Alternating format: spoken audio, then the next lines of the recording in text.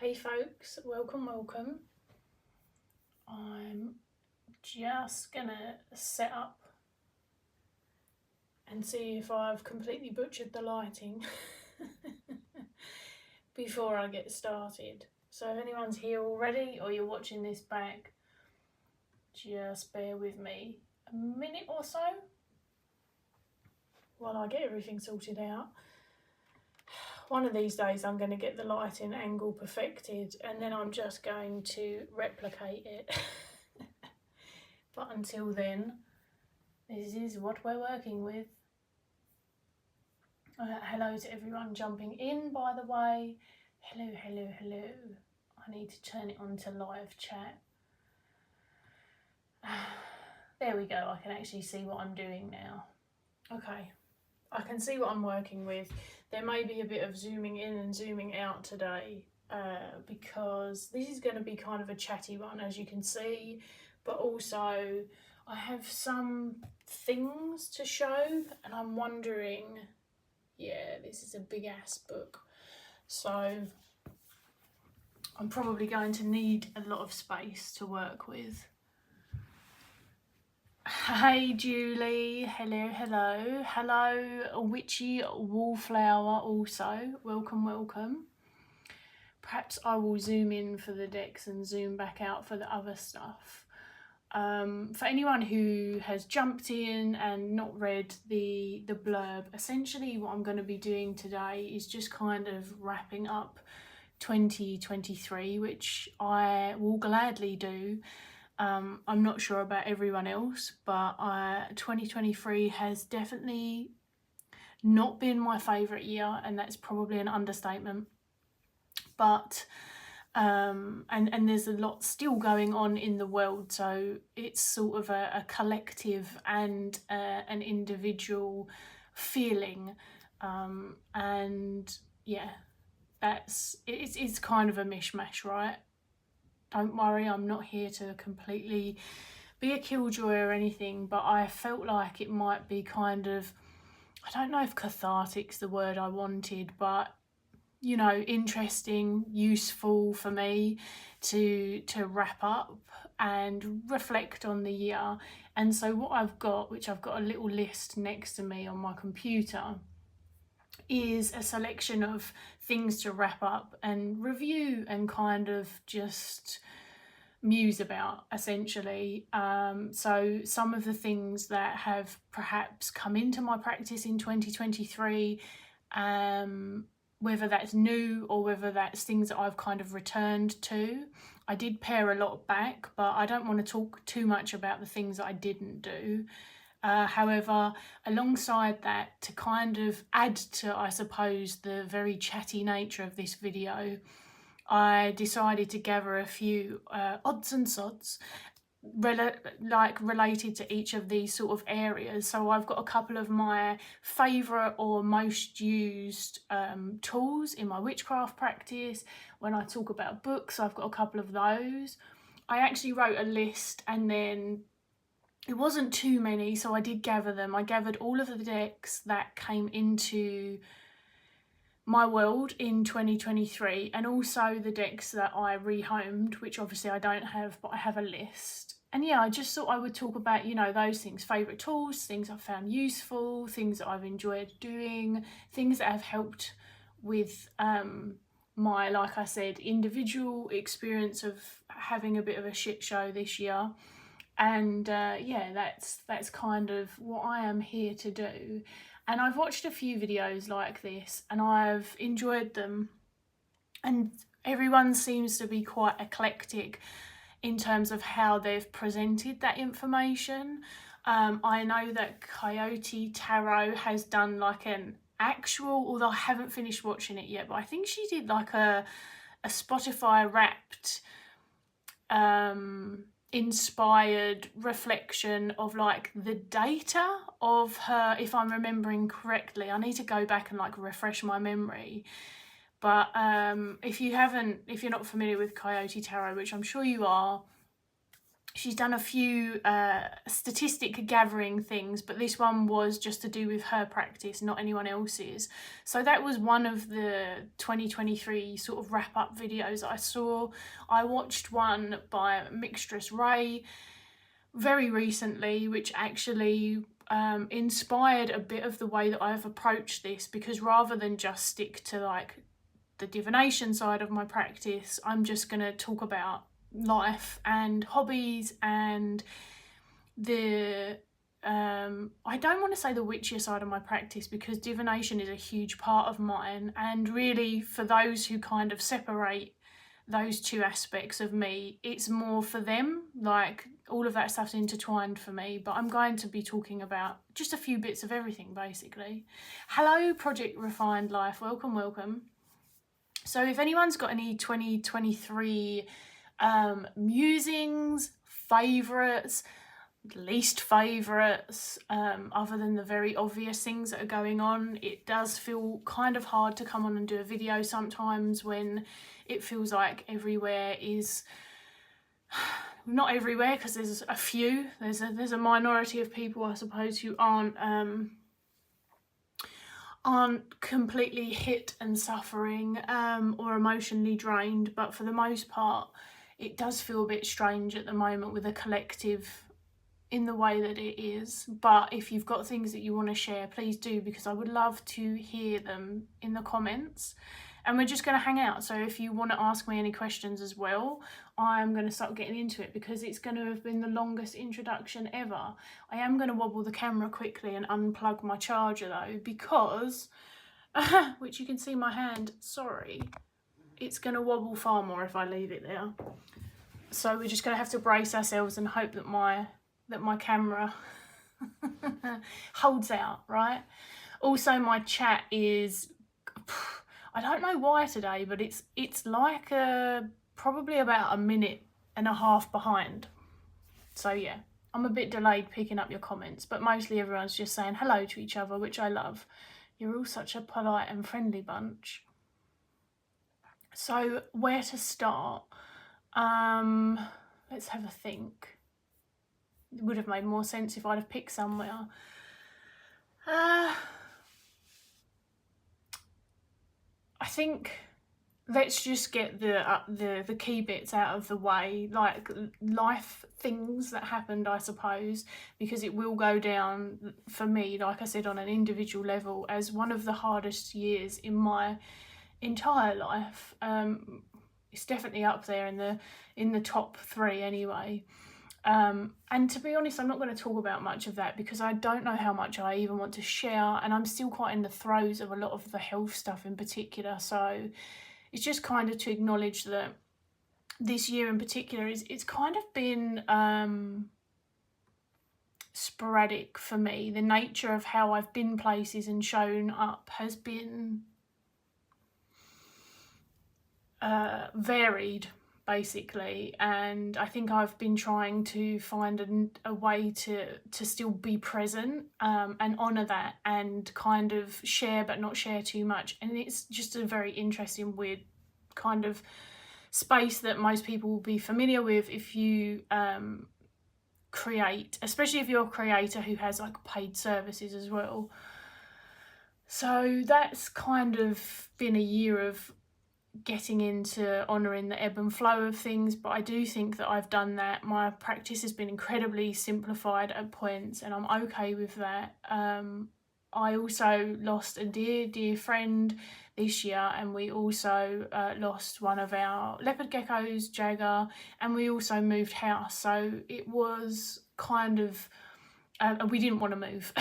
I'll add 3 very different things, but 3 very impactful things alongside the health stuff. So it's been like a year of adjustments.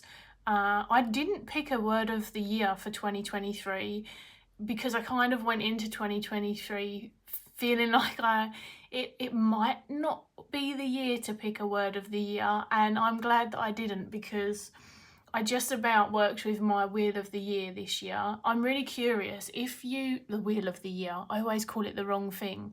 If anyone does a I've absolutely forgotten the name. Year ahead reading. If anyone does year ahead readings, no matter how you read them, whether you do it like me and you work with them as and when the month comes in, or whether you plot it all out up front and it's very even more predictive, I guess. I'm curious, are you doing one for 2024? Because I've done one for the last 2 years and I'm not sure whether to do one for 2024. I can't decide. I'm very torn about it.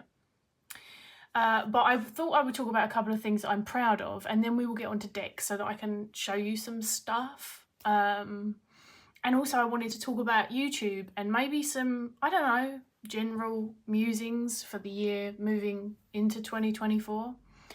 But I will be honest, some of the things that I am proud of this year that I just wanted to share, even though I know that some people may watch this and feel like it's just an advertisement, but that's okay. That's a them thing, that's not a me thing. I'm very proud of doing another year of Patreon. I started my Patreon in February 2020, the month before COVID hit our corner of the world anyway, and have had it quite a few times myself as well. So it's I'm very proud of my Patreon, I have to say. And so that's you know, got a few years under my belt now, and I love the people that have come and share space with me there and engage. So I'm very proud of that. Even if I am on a pause this month, I very much needed it. I also am very proud of my Sacred Space sessions, and I suppose an extension of that was I opened my Sacred Space sessions, which is a tier, a heavily discounted tier on my Patreon, to do in-person tarot readings and space support sessions, which I'm not going to describe what they are right now, but I then extended upon that, opened a website and opened back up my readings at their, you know, their traditional price, I guess, if you want to call it that, which felt like a lot because I do still see some therapy clients, although it's a very small amount. So I kind of have like two jobs that run adjacent to each other, I feel, because they're both, aspects of them are both working with people. But and I was very, very proud of releasing my first ever tarot spread ebook earlier in the year as well, and that had a really lovely reception, so thank you to everyone who got it. And to be quite frank, other than that, I'm very proud of being here and keeping at it, because like I said, all of the health stuff and being your own health PA, which if you're disabled or have a chronic illness, then you'll know that we are our own PA and our admin and our advocate, and it sucks and it's thankless, and being in pain every day is hard. So it's, yeah, I'm glad I'm still here. So let's grab some comments. Julie of Peekaboo Rose is saying, I'm not doing a year ahead for 2024. I didn't revisit the spread this past year, so I don't know how helpful it continues to be for me at this point. This could very well change, but I think I'm going to try month ahead readings instead for next year. And I think if I didn't do one in its entirety, that's what I'll do, Julie. And in reality, that's kind of the way that I work with my year ahead. And I'm not sure how many people have heard me talk about it before, but although there is obviously a predictiveness nature to pulling it in advance, the way that I approach the cards and the rune that I've pulled and the invitation to them it's just different. It's more about doing something with that than watching something unfold, and it's hard to explain, but I'm just not sure that I need to do the big spread in advance, aside from it looking really pretty all laid out. I also think it might be really fun, which is something I am thinking about, is if I was to pull, like you were saying, like just, I don't know, a card and I've got my rune here for this month actually. pull some things each month and obviously document them, then I could December get everything together and look at how everything played out. And I kind of like that framing of it better. Does that make sense? So like then seeing it all together, I don't know, it's something I've been thinking about, to be honest. 𝗕𝗁𝗍𝗄𝗏 says, I did a year ahead spread for 2023 but never looked at it again, so I probably won't for 2024. Yeah, it's interesting hearing you both say that. I mean, like I said, I did work with mine, but I work with it in a very particular way. So also I have learned one lesson. So this year I worked with, one of my decks was the 𝗵𝘁𝗍𝗄𝗏 Tarot, because I wanted to get to know it more, because I got it some point towards the latter part of 2022.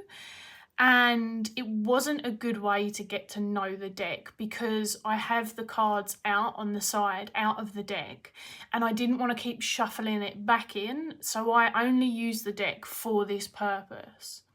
So I'm looking forward to putting it into rotation in, this is my card for the month, if anyone's curious, one of them. Interestingly enough, so this actually looks to be a raven, based on the visual, but I got crow's foot from the Memento Mori, and then the, I want to say Bacana rune.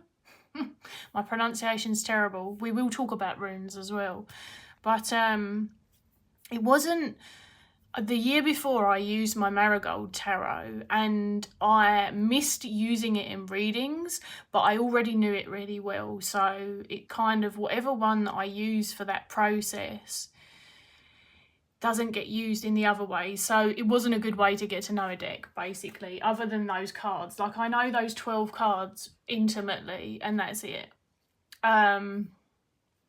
So yeah, I feel you. Your tarot spread ebook is bomb. Oh, thank you. Thank you, Julie. My hero.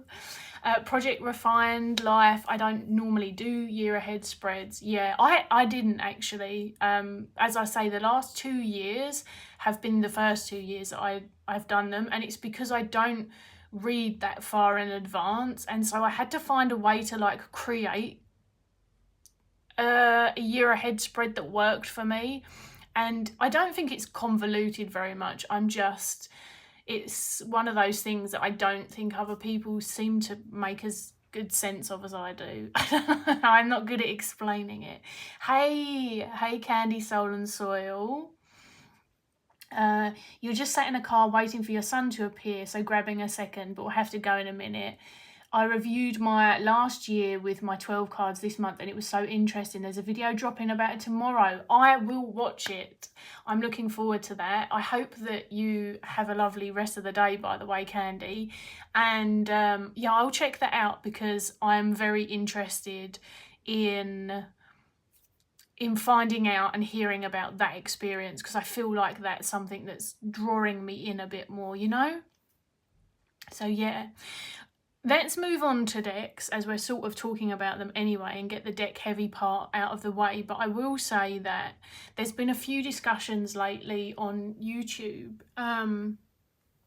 about decks versus, well, deck discussions versus tarot discussions, and the nuances and not perhaps so much the crossovers, but I definitely feel that there are crossovers. But it was interesting because it is just something that I had been thinking about on an individual level, about what I wanted to do on YouTube. And years ago, although I have removed the videos, so sorry folks, but I just wasn't happy with them. And I'm like, my Instagram has everything since I started sharing cards on my Instagram. I'm a very open book, but YouTube, I don't want videos that I just don't, you know, they just don't align with me in the right way on my, it's not so much about not showing my growth as not really having found my way in a few videos. But years ago I did like a Tarot del Fuego series talking about the individual cards, And I used to do a lot more sort of card discussions, and a lot of the discussions as well, I noticed around my practice and things would come up in, do you remember like 𝗵𝘁𝗍 31 Days of Tarot? That was a lot of fun. And I was thinking that I wanted to branch out and do more stuff like that, but I confess that it's quite hard for me because I get fatigued very easily and I create a lot of content for my Patreon. So YouTube is kind of a hobby space for me, and I'm not really able to show up as much on here as I would if I didn't have like a Patreon and just, you know, running 2 small jobs.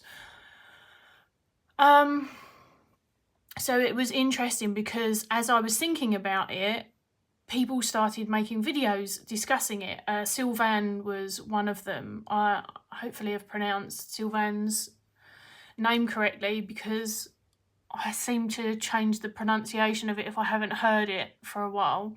But yeah, there was just some interesting discussions going about, and I don't really feel completely one way or another about it. I really like variety, and I find that when I discuss my decks, I'm sharing about my practice and tarot and stuff anyway, but I had already had this urge to talk about the cards more and find ways to perhaps bring a little bit more of that over here.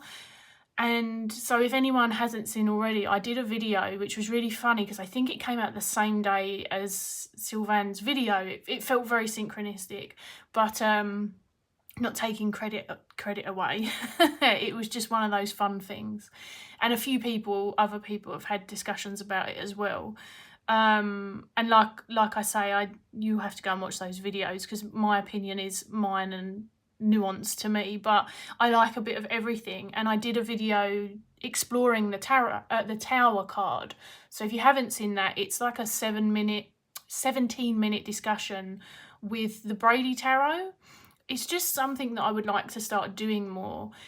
Kind of, I'm not trying to teach, I'm not trying to do anything in particular. I was just sitting down and having a moment after having thought about the Tower archetype in quite a big way recently.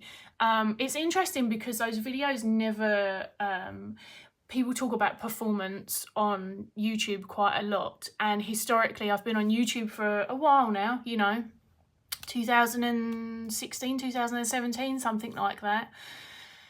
Those videos historically don't ever do well in my space, but I'm not worried about it. It's more of a, if anyone's interested, on my reflections of like what I have done on YouTube over 2023 as an example.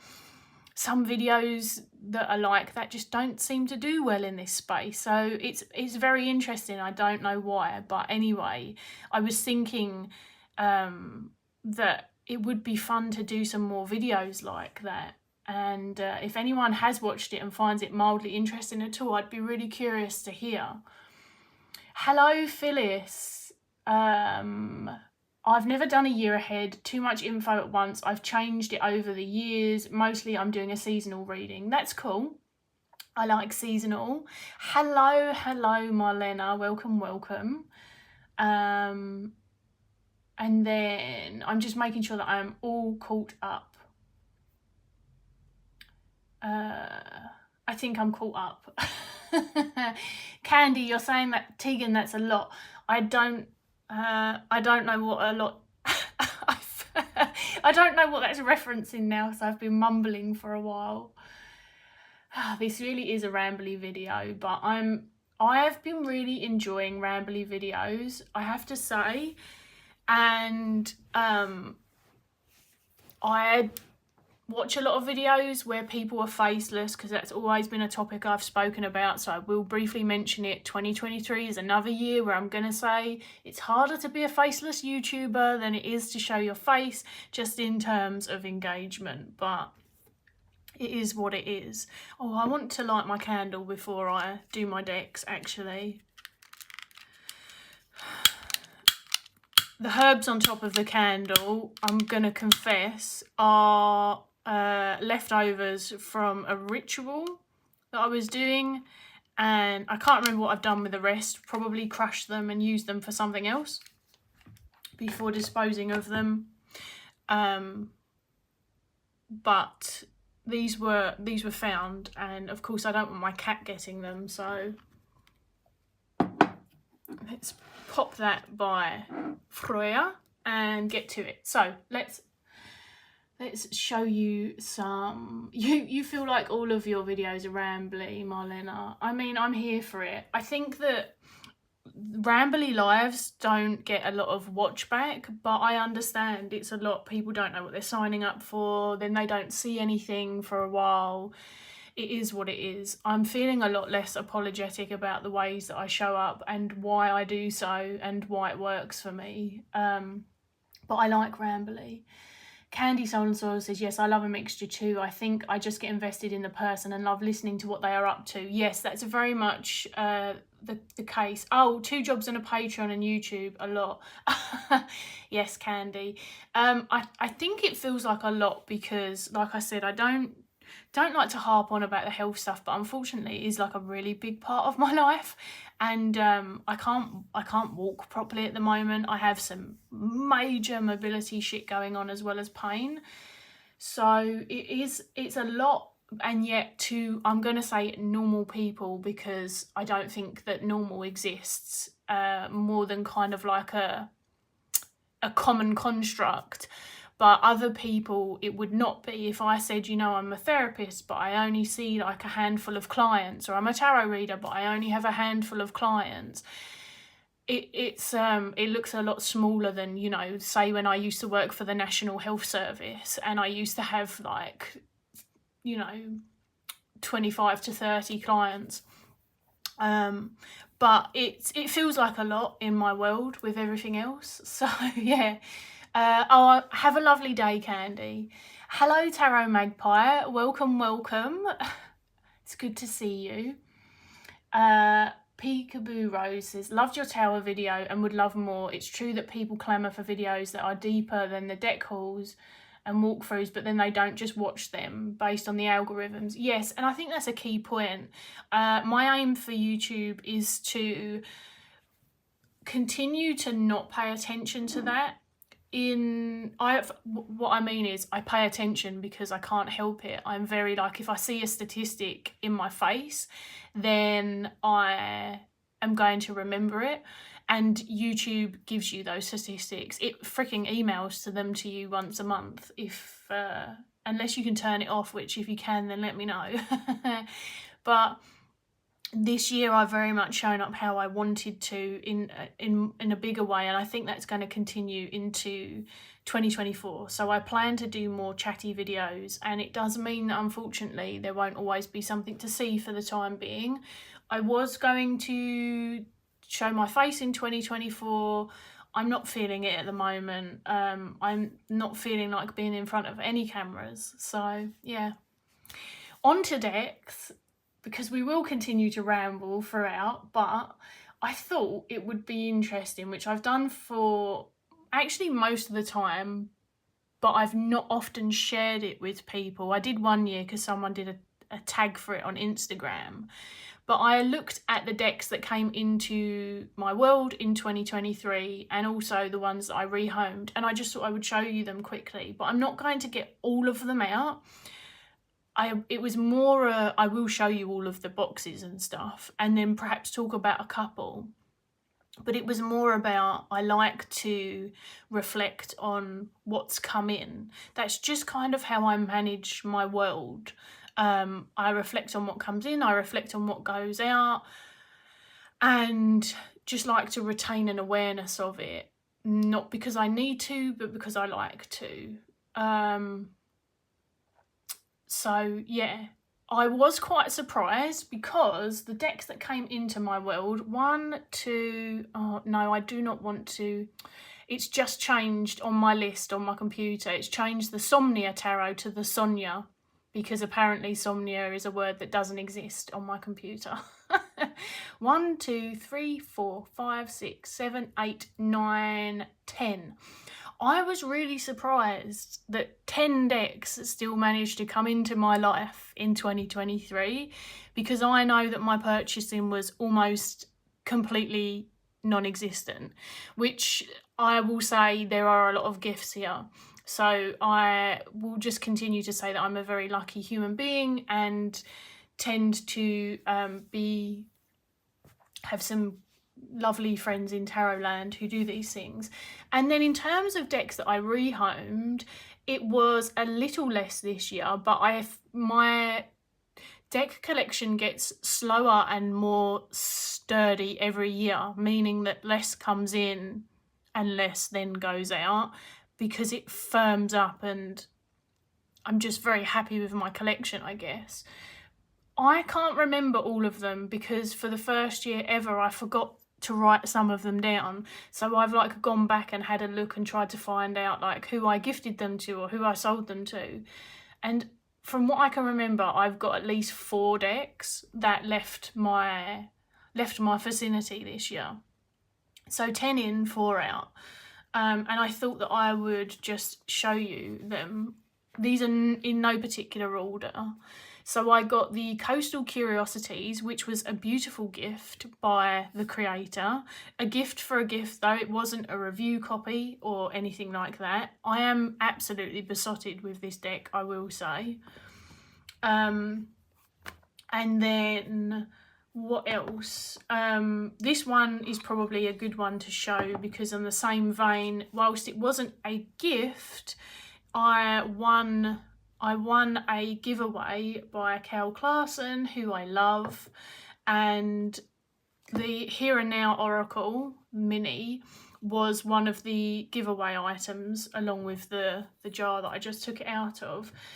I had her Animal Oracle deck on my wish list for the longest time, so when I won the giveaway, 𝗂 and I have spoken before, so she actually knew and said that if I was planning to buy this, she would put it in the parcel for me. And so I took the opportunity and I bought the Animal Oracle deck that she has. People don't see this one around very much, so I will show this one. The backs do have writing on it, and it's also got north, south, east, west.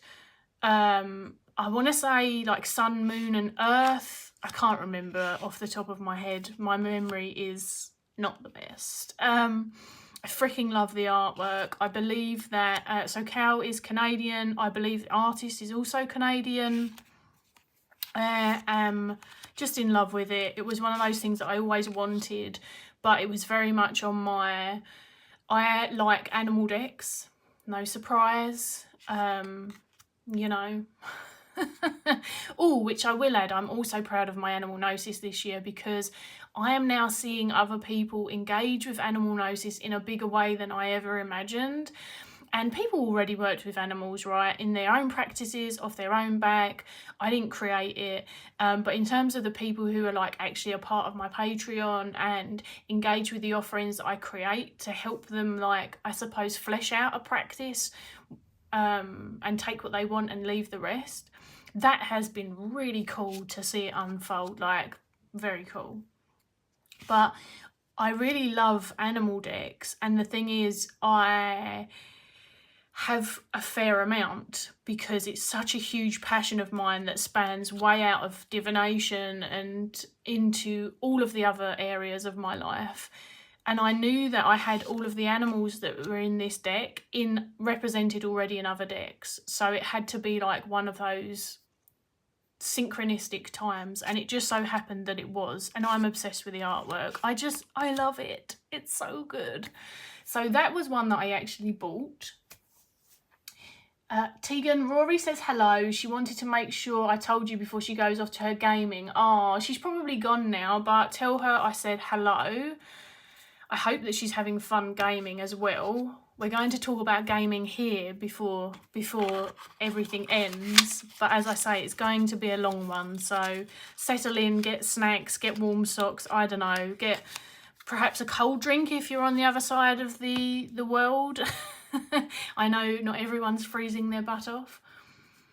And yeah, or come back and watch this, and you can fast forward it when it's been uploaded and it's not live.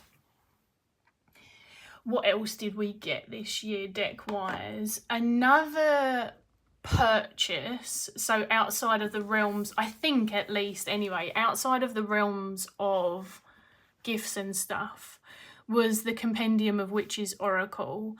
I say purchased, I mean my partner bought it for me, but it wasn't for an occasion. It was because I had been thinking about the Weaver's Oracle, which is the next one I'm going to show.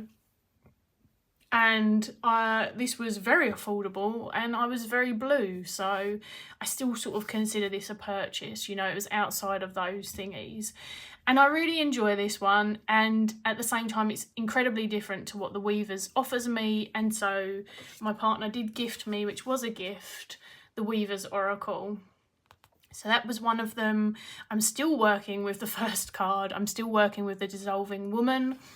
I have my ritual working just off to the side. In fact, I can show you, because as I've been working with the Weavers in the very sort of ritual based way that I feel is cathartic, I created like an active, I suppose, ritual working.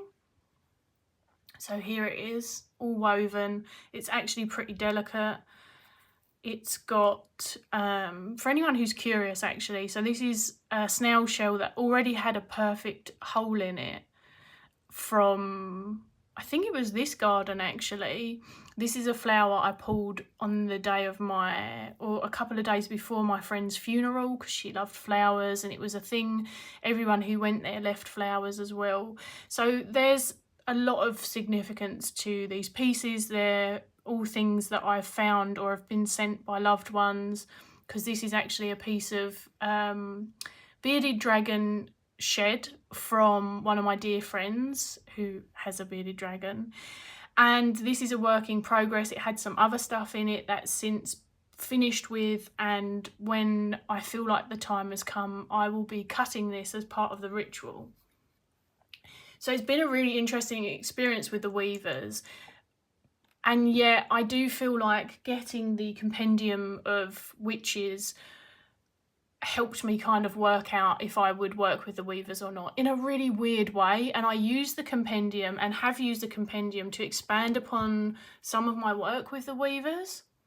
So I don't know, if you have those two, to me they're very, very different. But I enjoy them both a lot. Project Refine Life, for me, it's a lot of setup and time to do an in-face video, and difference between having the time to make a video or not at all. Yes, that's another thing for me as well. It's a lot. I don't like being in front of the camera anyway. I don't... I'd much rather take pictures of other people than be in them. That's kind of how I exist in the world. So yeah. I show my face occasionally on Instagram, and I show it a little more, well, I show it quite a lot more on Patreon, but they do get some top-down videos still. But yeah, it's this YouTube space just hasn't won out yet for that. Marlena says, you should be proud of the animal gnosis. What you offer has definitely inspired folks. Thank you very much, and thank you for participating in it and just, yeah, bringing it extra life that I can't do on my own. You know, that's not, I can't take credit for that. The next two that came in, well, like I said, they're not in an order, but two of the ones that came in this year, these were my birthday presents in the summer. The Somnia Tarot was from my partner. We bought it, back to the days when I could walk. We bought it when we was in London. And the Mushrooms Oracle was from my parents for my birthday, which I asked for. And I really love using these two together, which I will, like I said, I've not been showing all of them, but I will show them quickly, because I think for other people they're possibly a strange pairing together, but I really like them together so much. I really do. It's just, I don't know why. You know, sometimes things just work.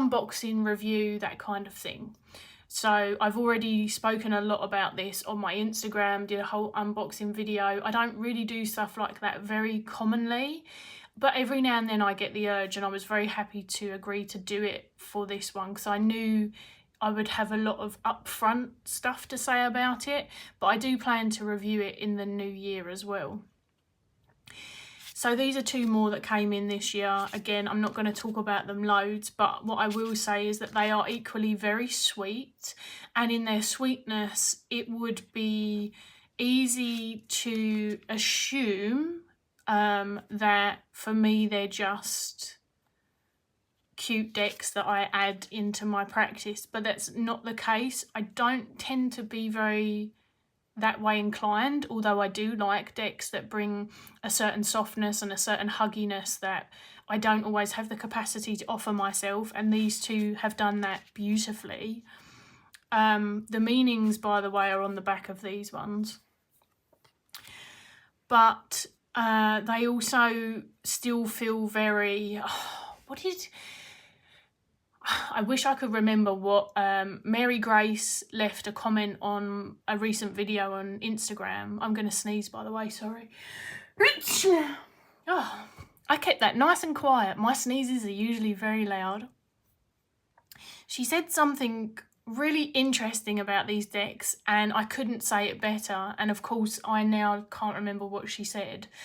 But she was basically talking about how it looks a certain way, but it's more than that. You know, there's a richness to this that I feel too. It feels very genuine. It doesn't... It feels like there are layers to it.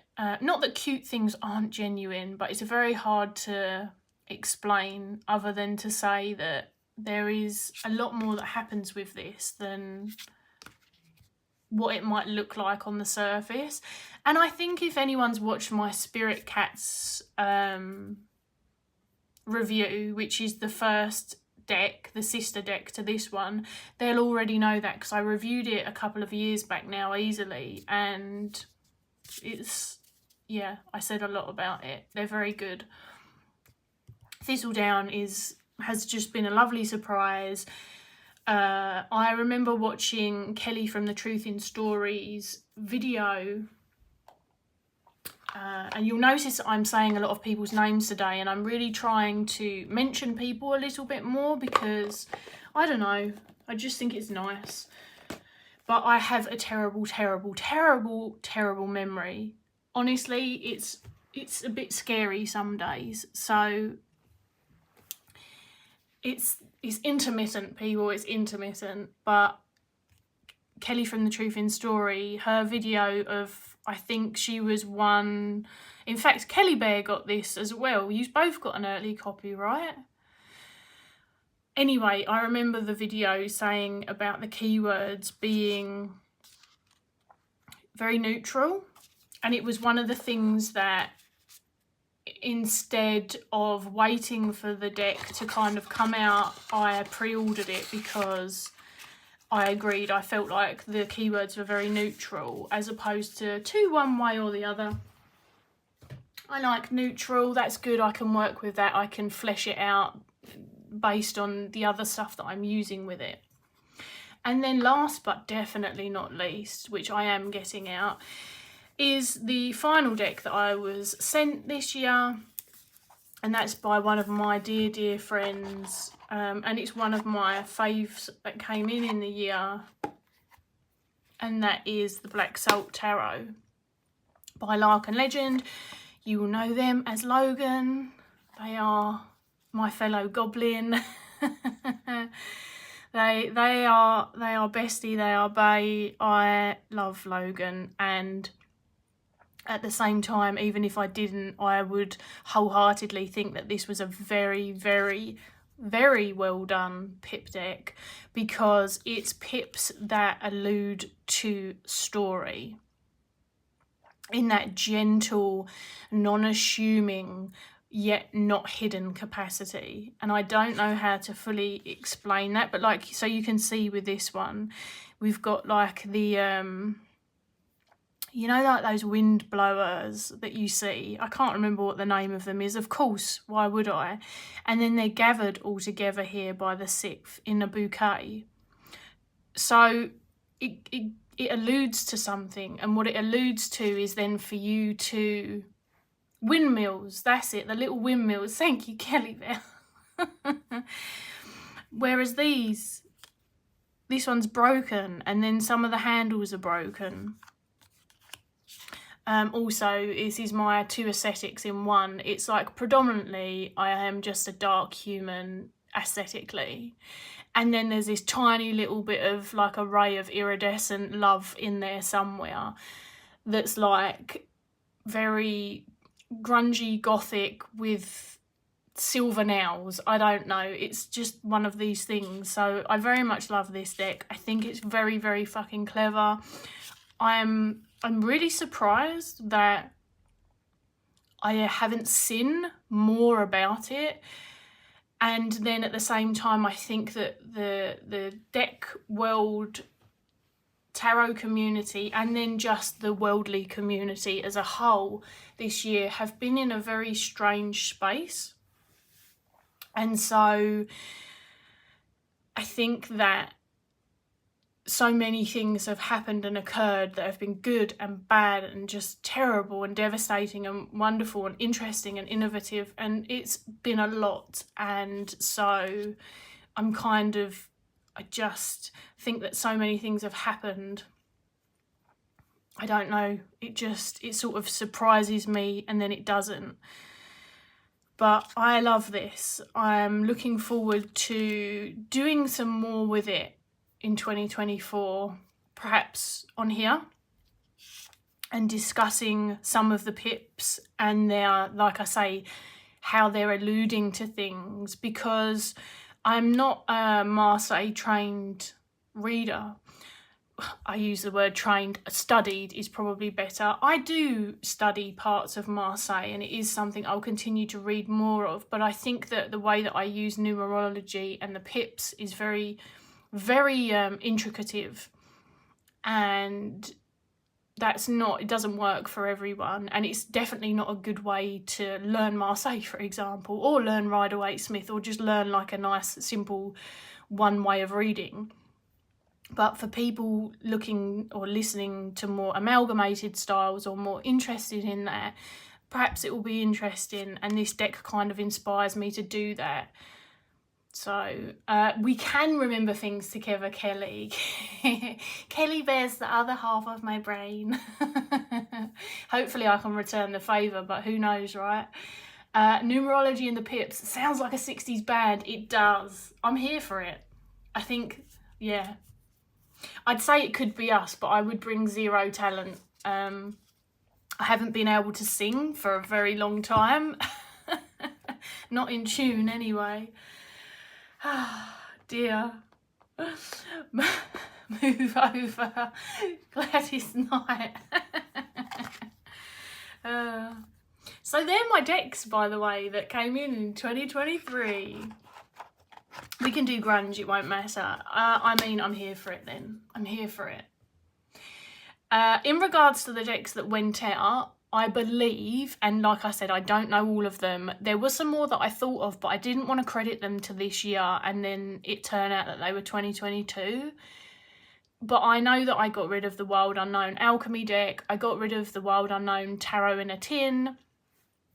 I gave up the desire to have all of the Wild Unknown decks when the Alchemy just didn't spark the same fire in my practice as the others. And the thing is, it's not that it wasn't exciting, rich, interesting, beautiful, usable.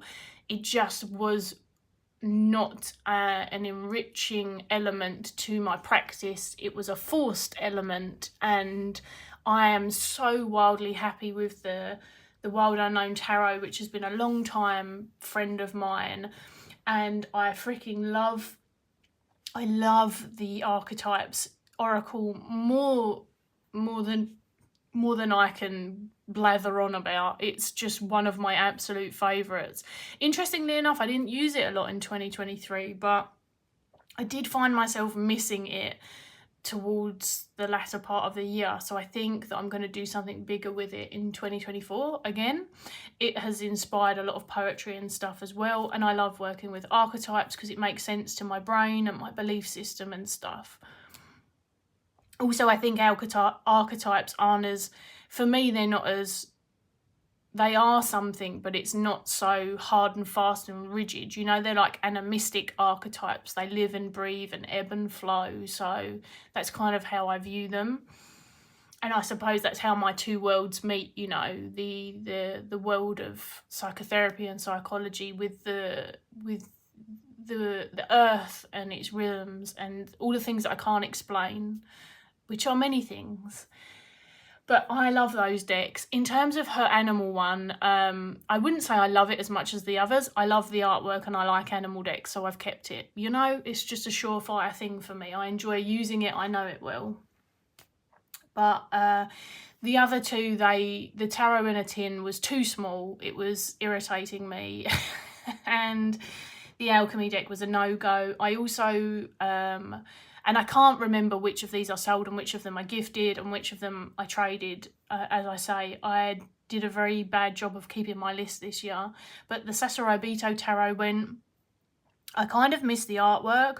The glossy cardstock was driving me nuts, and I wasn't using it enough, and it felt wasteful to me. So perhaps if I ever came across a matte version that wasn't tiny, and then the Nightmare Before Christmas, which I did feel a little bad about because I hadn't had it for that long, perhaps a year or so. It was a present from my dad, which was very sweet. I do love the Nightmare Before Christmas. It was a good deck. It was a great artwork, good cardstock, well put together. One of Insight Edition's best, in my humble opinion, and I've seen a lot of theirs, although I've only owned that one. But it couldn't make its mind up between pips and like much more sort of storytelling minors, and for some reason I found it more jarring in that deck than I have other decks. I think the Personal Space Tarot went in 2022 right at the end, so I won't add that one in, but that's what came in, that's what went. I thought it was interesting because, like I said, I thought it would be a lot lower than 10 decks based on knowing that I'd only bought a couple, but as you can see, far more came in. So that's kind of like my deck thing. And I've done a lot of my standouts already, so I didn't want to talk about that too much, especially being as we're already nearly an hour in. But I do just have my Fallen Angels out because I think that it was a particular standout for me. I have still been pulling it. Even when it gives me really challenging messages, exhaustion's been coming up quite a bit recently. It feels very loving, it feels very necessary, it feels like my practice on working with them and how it expands away from the cards is very, I don't know, it's just a very fulfilling one. It feels like a you know, an energetic relationship that's expanded beyond these. And I really enjoy it. And like I said in my standout decks, if you've watched that, which is with Julie and I use the Dictionary of Demons a lot. I actually, after Julie had asked me about this deck on the live and I'd sort of fumbled over my answer about the guidebook, I had a look at the guidebook in regards to the Dictionary of Demons book that I've got, and the some of the other books that I've got, but like only digital copies of, and a lot more of the information synced up than I remembered. So actually it still stands what I said. Some of it is poetic license and expansion, but it's a handy little guidebook, although it's not massively in depth. And I really have just relished this deck this year in particular. I am seriously considering getting a backup copy of it, and I really don't do that very often at all. I think I've got 2 or 3 backups.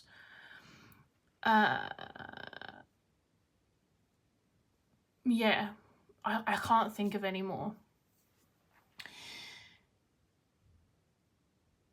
Kelly says the newer version has a more matte cardstock though, right? The regular size one. I couldn't work it out. There's been so many copies of the 𝗂𝗂𝗍𝗍𝗍. Julie says, I think there's a regular size one that's matte. I'm tempted to get, not gonna lie. Well, I will live vicariously through you if you get it and find out what you think then, because I'd be very much intrigued.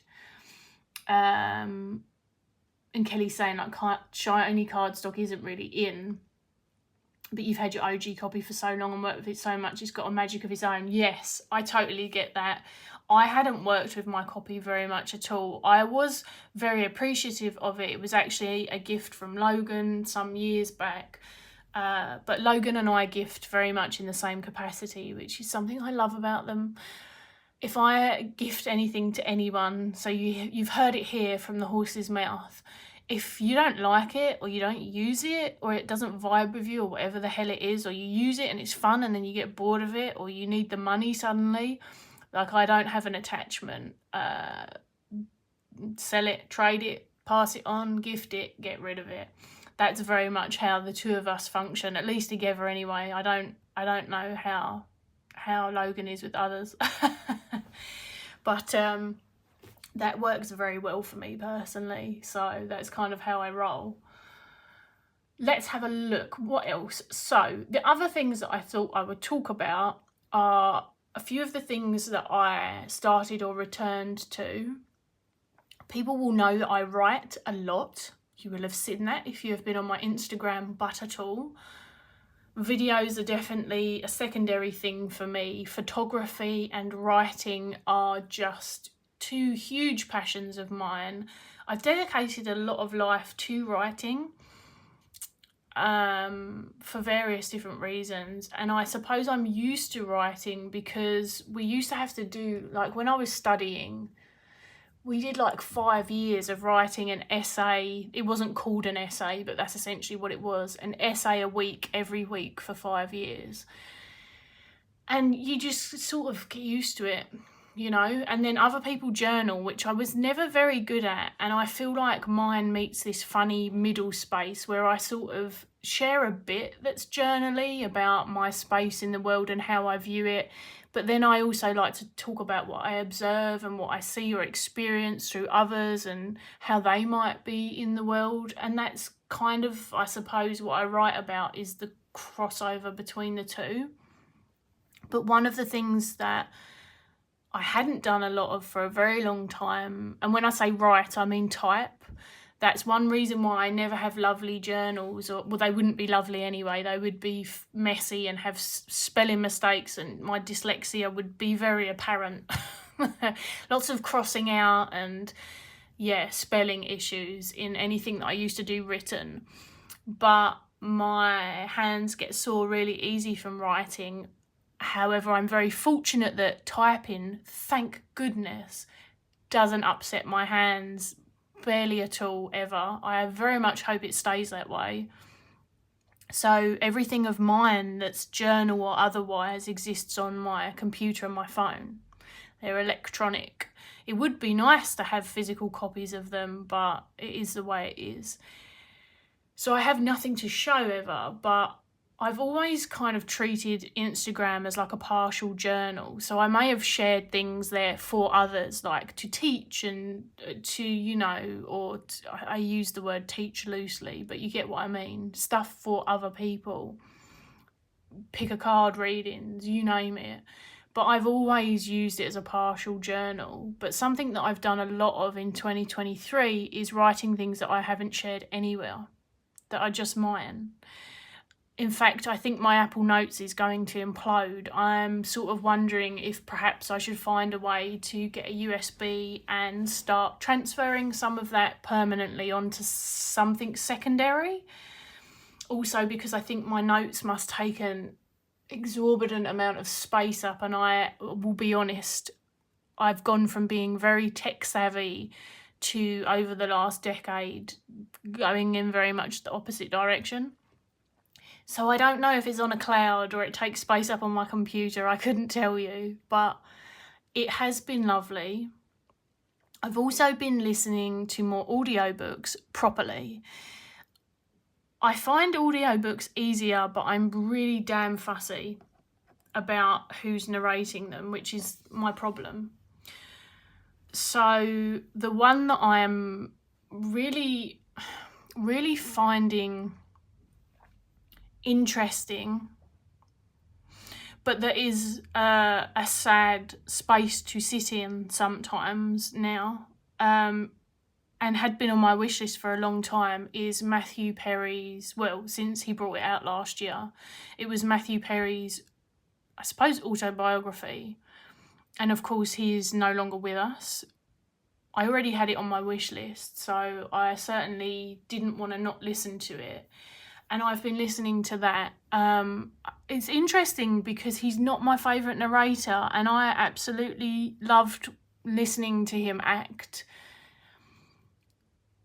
the narration is kind of strange, but it's nice to hear his voice if you're someone who, like myself, liked his acting or didn't mind him.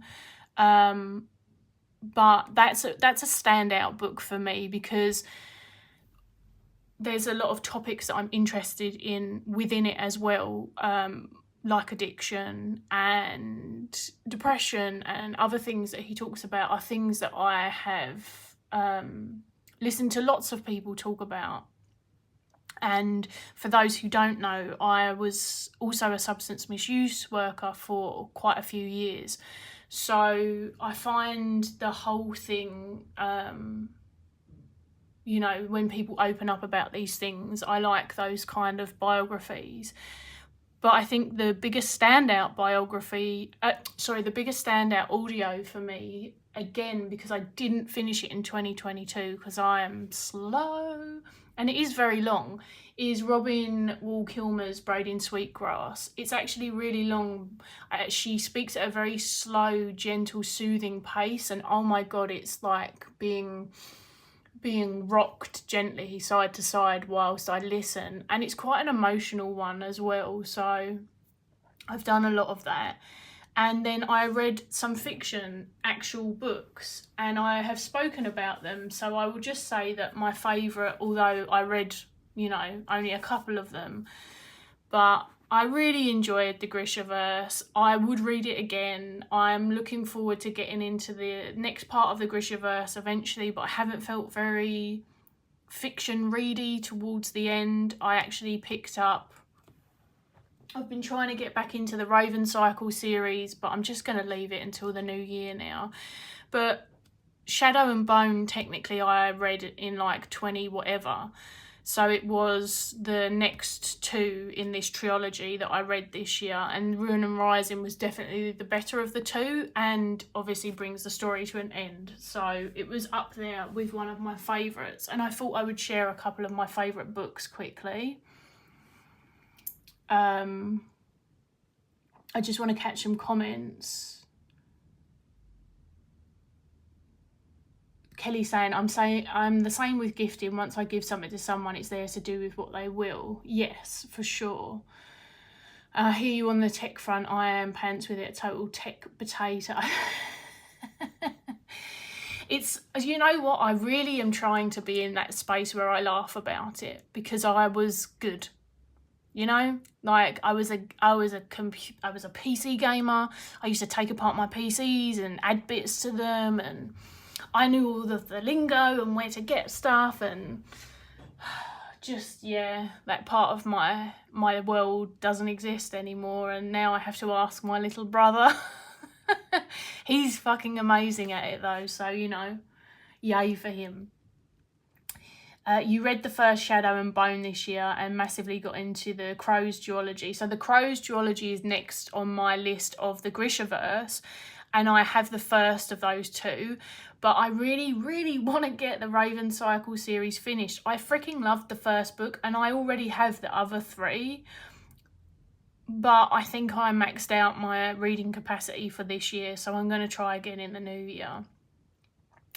Julie's saying the 𝗳𝗺𝗁𝗃 is so good. I'm a huge fan of 𝗵𝘁𝗍𝗄𝗏. I can never pronounce her last name, but me too. I really like her. Hi, Nicole. Welcome, welcome. A cottage witch. I love 𝗵𝘁𝗀𝗃𝗏. I never say her name properly either. Apologies. Gathering Moss is also great and quite tiny. Ooh, I've heard of Gathering Moss. I'll have to give it a try then, because I really love her work. I love how she talks about the honourable harvest as well, and it's something that I really took into my practice in a big way, and not just in reference to like foraging plants and stuff, which is what she predominantly references, because I don't forage plants and things, but I forage feathers, and I get bones from friends that forage bones, and just in general like what we take from the earth and stuff. So a lot of her discussions and her stories, and just the blending of magic and science, and how she welcomes those two worlds to coexist, which they do beautifully. They don't need to be against each other. There's something really rich about that. It's so freaking good. And her voice is just like, it's just one of those voices for me. I have a lot of really lovely transference with her voice. I want her to just come and read me stories. You know? Yes, exactly, Julie. Raven Cycle is everything. I need to get to it. Tarot Magpie. I recently finished the audiobook for Braiding Sweetgrass and loved it. Felt like it healed something in my soul with its messages. Isn't it just nourishing? And there's some great challenges in there as well. And there's some like do your part in the world kind of shit. And I love it. I really, really love it. I think it feels like a gift. There are some of those offerings in the world that people have created that feel like gifts. And I'm like, hell yes. I'm going to mention the other couple of my favourite books really quickly. And I say quickly because people have seen most of them already. Sometimes my favourites don't change. I am a bit of a creature of habit. My most go-to poetry book this year has still been Kel Clarson's Honeycomb Heart. But I bought this for a friend. Can't remember if it was the end of 2022 or the beginning of 2023. So I was spending more time with it. It was actually my friend who died this year that I'd bought it for. And so we were talking about the book and she was sending me some pictures of the poems and how she'd highlighted bits out of them and stuff.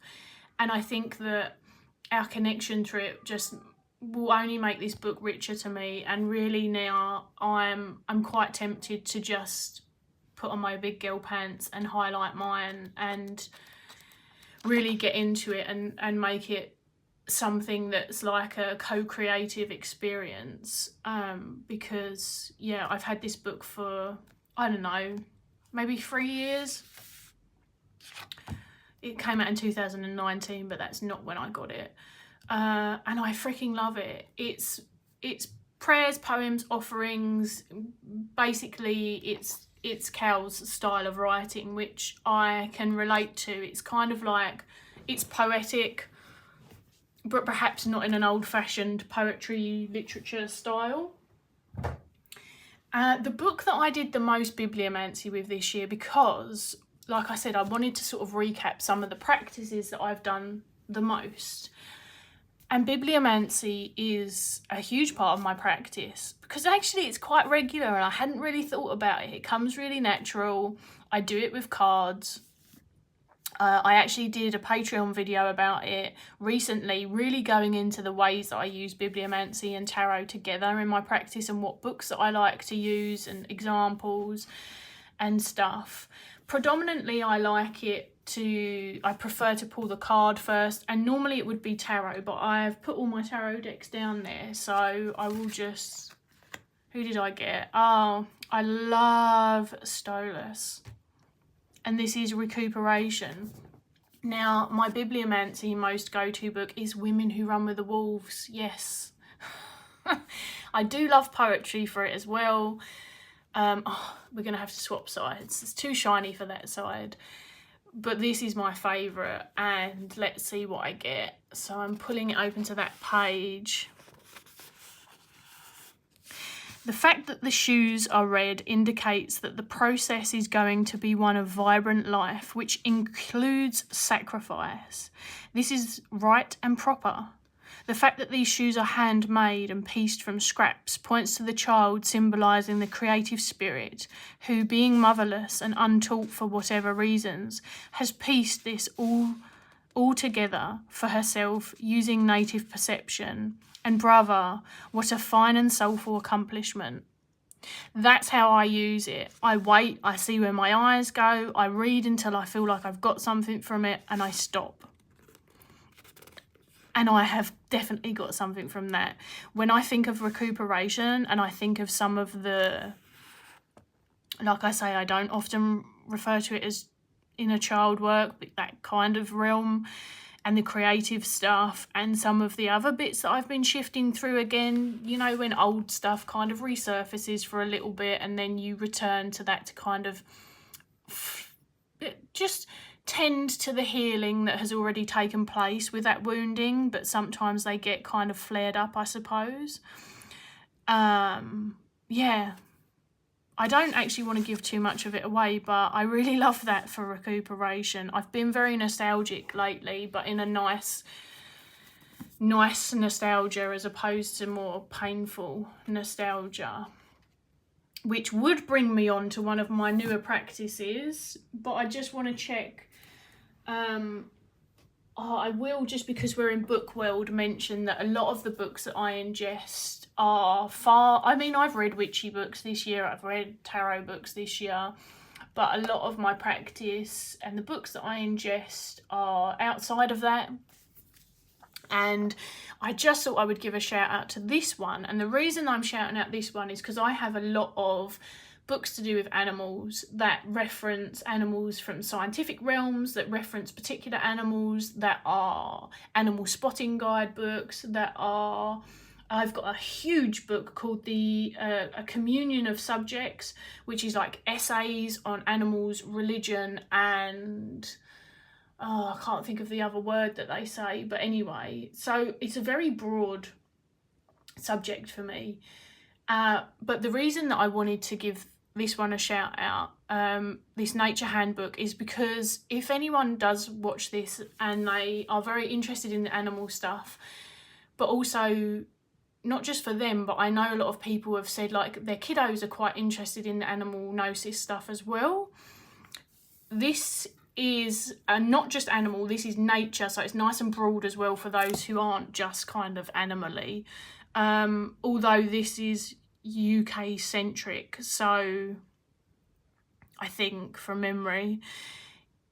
I'm sure there's lots of other books like this. This is just an example. It's a really good one to guide some of your experience with getting into nature and the grit of it, or if you're like me and now housebound for the time being predominantly, it's still a lovely one to explore. Leaves, living spaces, a walk in the woods. This is kind of got a little bit of everything in the book. And so you can see it's not so simplified that it isn't rich with information for adults. And the great thing is as well, is if you're struggling with your attention span for whatever reason, whether that's long term or short term, the information's a lot easier to ingest in this. Chris is neurodivergent, if my memory serves me correctly as well, so perhaps that's why I find that the way that this has been offered feels accessible in that capacity, although I cannot speak for everyone obviously. But also, and look, everything from folklore to, again, like the science of stuff,